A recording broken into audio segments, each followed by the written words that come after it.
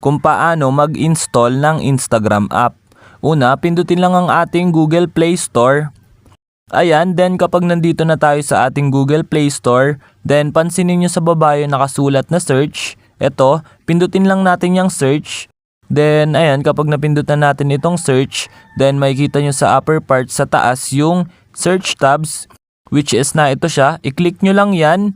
Then, ayan, kapag na-click nyo na, itatype lang natin dito yung Instagram. Type lang natin Instagram. Ayan, kapag na-type nyo na, then search. Then, ayan, lalabas na yung Instagram, which is na ito siya. Ayan, makikita nyo naman, itong nakasulat na Instagram. I-click nyo lang yung Instagram. Then, ayan, kung mapapansin nyo, ito na siya. Then, basahin nyo itong install. I-click nyo lang yung install na nakasulat. Then, ayan, wait lang natin siyang ma-install. Kung mapapansin nyo, ayan, wait natin siya mag 100%. Ayan, then kapag nag 100% na siya, rekta installing na siya.